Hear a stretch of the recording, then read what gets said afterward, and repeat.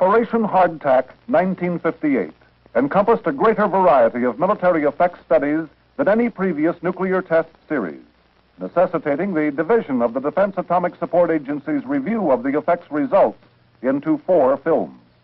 Part 1 covers basic effects, particularly of megaton devices, and effects on material and structures. Part 2 describes the effects results for the 3 high-altitude shots. Part 3 is devoted to the effects results for underwater tests. Part 4 reviews the effects of sub-kiloton detonations.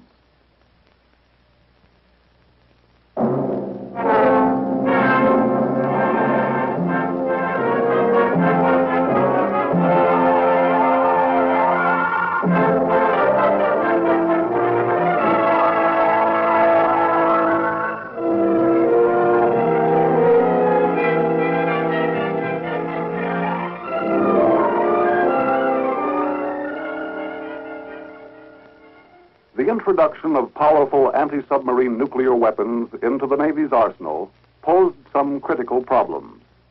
What are the safe standoff distances for various types of vessels operating in the vicinity of subsurface nuclear weapon detonations? And what are the kill ranges for various types of ships? Some of the answers were on hand. Information gleaned from the 1946 shallow water Crossroads Baker shot.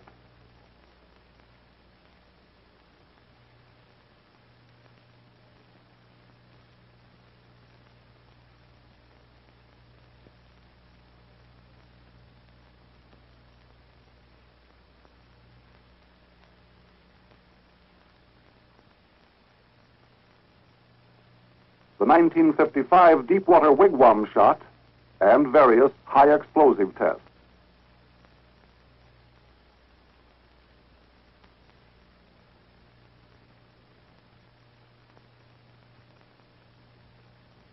The 1958 underwater testing on Operation Hardtack at the Eniwetok Proving Grounds provided supplementary effects data needed to answer naval tactical questions, and supplied a host of other vital basic effects information through its 2 underwater tests, the Wahoo Deepwater shot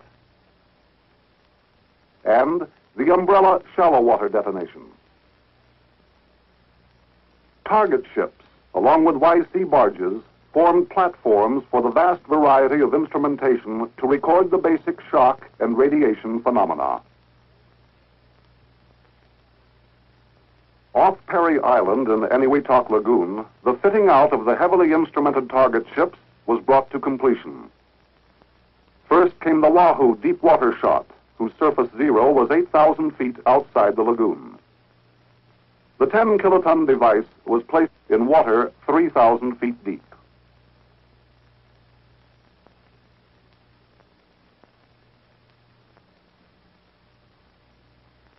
Downwind from surface zero, the 3 unmanned target destroyers were moored in line, respectively.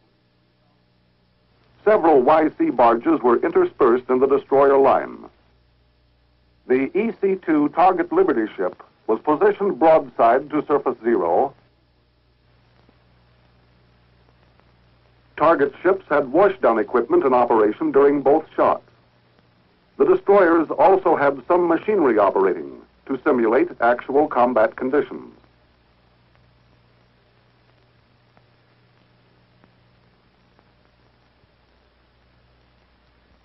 The manned submarine Bonita was submerged at periscope depth. Further out were a number of active manned ships, including the submarine Sterlet. H-hour for the Deepwater shot was 1330 on 16 May.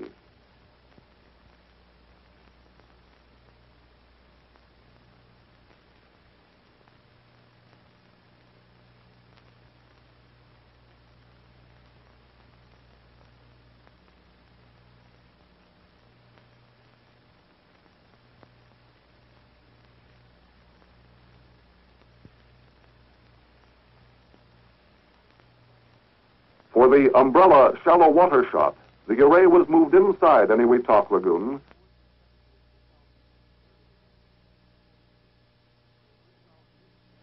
H-hour for the shallow water shot was 1115 9 June.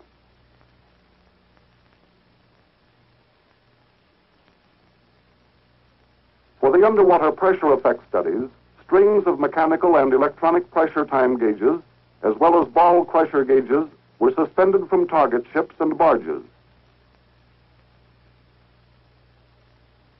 On the deep water shot, some strings were suspended to depths of 2,000 feet. On the deep water shot, the variation of peak pressures with range expected for isovelocity water conditions are indicated by this curve. Actual measurements varied from 1,840 psi near the 2,000-foot range to 45 psi at 15,000-foot range. The increasing deviation of the two curves with range is due to refraction of the shock wave.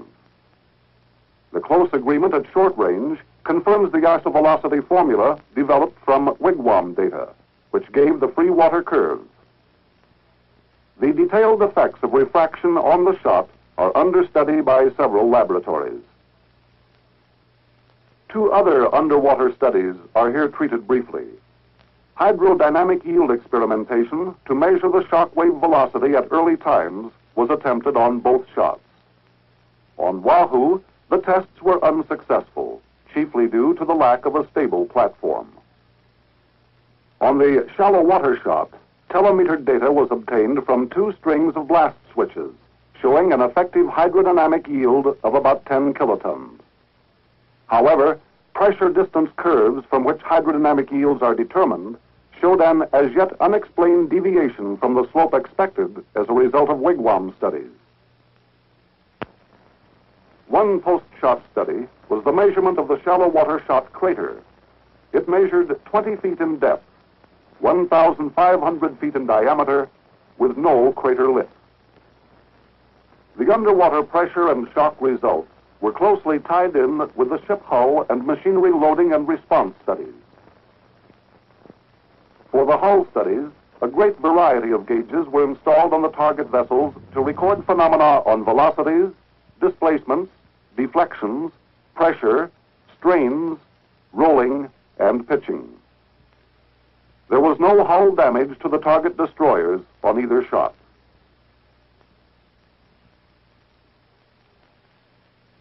Damage from the two shots to the EC-2 merchant ship hull was light, much less than expected. Although the hull suffered cracking and plastic deformation, the inner bottom was not damaged.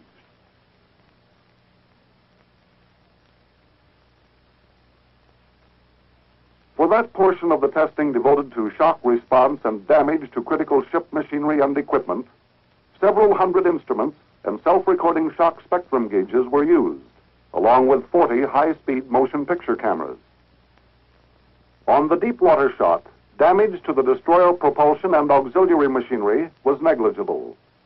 On the shallow water shot, the closest destroyer suffered enough machinery damage to make continued operation questionable. Damage on the other two destroyers was minor. The EC-2 received crippling damage to machinery and equipment, as with the destroyers. The hull alone could take more shock and pressure than the machinery and equipment. One word of caution. All figures throughout this report refer to results obtained under the Wahoo and umbrella conditions. That is, shot yield and geometry, oceanographic conditions, and ship types involved. Now we will consider the submarine, on which data was obtained to determine lethal damage ranges to hulls and equipment. Instrumentation included strain, pressure, and deflection gauges, along with high-speed cameras and roll, depth, and flooding indicators.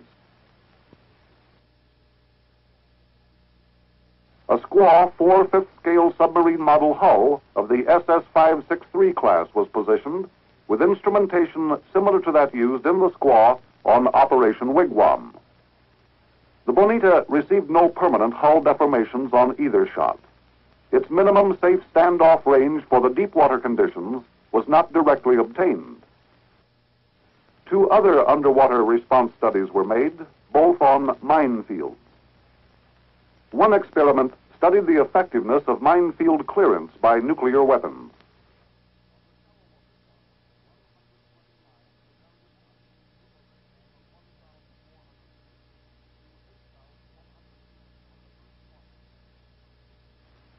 The other mine experiment, also conducted on the shallow water shot, was concerned with the mine actuating influences of nuclear weapons.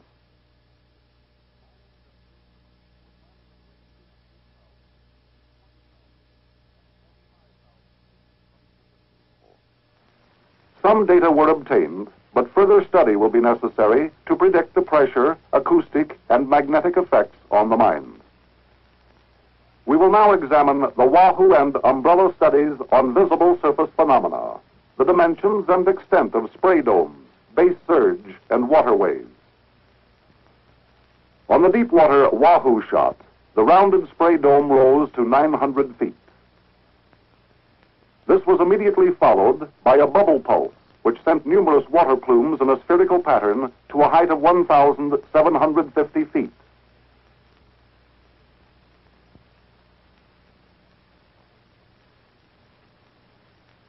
A base surge developed at around 30 seconds and spread out rapidly to about 7,000 feet in crosswind radius and well over 1,000 feet in height at 2 minutes. The surge was irregular in size and consistency. It was carried downwind beyond the target ships and was barely visible at 12 minutes after the burst.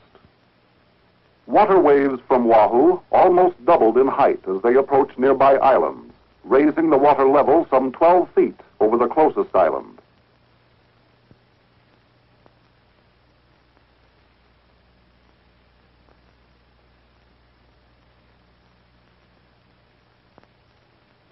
On the shallow water shot, the spray dome developed rapidly into a columnar plume, attaining a height of 5,800 feet. Except for a tenuous mist at the center, all visible material fell back into the water or the base surge, which appeared in about 13 seconds.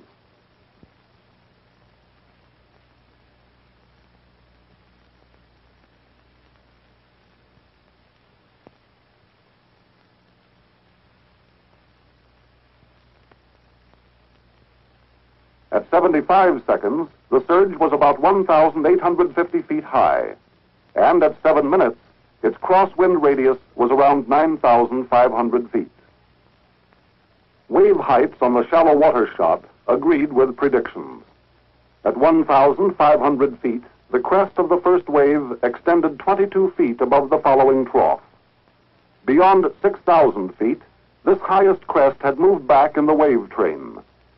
Shoaling water and coral heads broke the wave up and made inundation of nearby islands negligible. Air overpressures, a determining factor in the use of aircraft for nuclear attacks against enemy submarines, were measured on both underwater shots. Shockwave pressure pickups were suspended from balloons and shipboard mounts on both shots. In addition, on the shallow water shot, 32 rockets deployed the parachute-borne pressure gauges to various heights up to 15,000 feet. On both shots, peak overpressures at low levels agreed well with predictions. On umbrella, overpressures at levels above 1,000 feet were generally lower than expected. Maximum pressure recorded was 1.88 psi, this at 2,500 feet altitude on the shallow water shot at a range of 2,000 feet. This concludes results of the blast and ship response experimentation. Equally extensive were the radiation tests on the two shots, both on basic phenomena and on shipboard vulnerability studies. These 9-foot diameter coracles contained instruments which documented the radiological environment resulting from the Wahoo and umbrella detonations. For Wahoo, 21 coracles were spotted throughout the target array, mostly downwind, moored to the ocean floor, some to a depth greater than 6,000 feet. 26 coracles were placed for the umbrella shot, 5 deep moored outside the lagoon, the others within the lagoon. Each coracle mounted a specially developed gamma intensity time recorder to define the local gamma field with respect to time. The coracles also housed incremental collectors which sampled the radioactive debris deposited at the coracle position. Some contained probes to measure water radiation levels. Supplementing the coracle assemblies were several score floating film packs dropped over the target array prior to and after zero time to collect total gamma dose data to assist in drawing up dose field contours. Combined results of both shots showed that almost all of the gamma dose occurred within 15 minutes after zero time and was due to the passage of airborne radioactive material.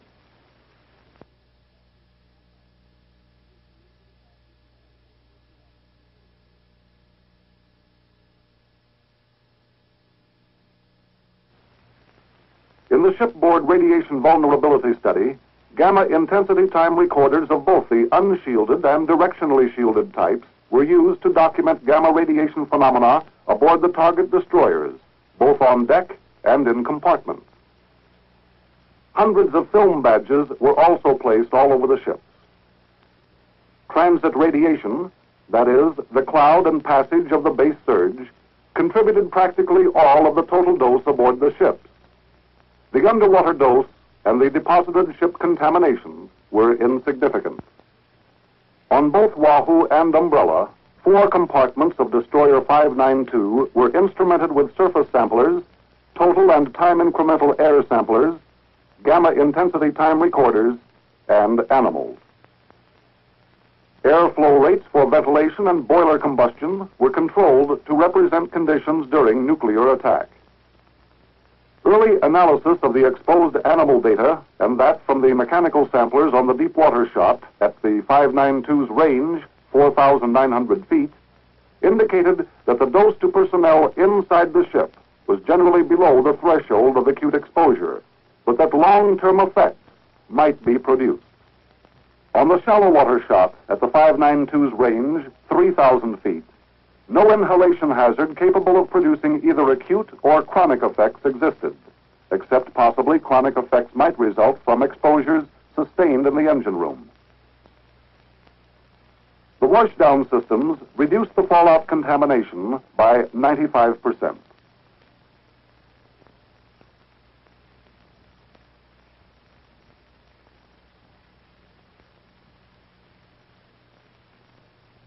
In summing up, one conclusion towers over all the other underwater test findings on safe standoff ranges. This conclusion is that under the conditions of these tests, radiation dangers dictate ship locations far beyond their hull and equipment shock limit capabilities. The 2 underwater shots on Operation HARDTACK extended our knowledge of nuclear underwater blast, shock, and radiation effects. A great deal of information was gained, which upon completion of analysis will help to provide answers to naval tactical problems.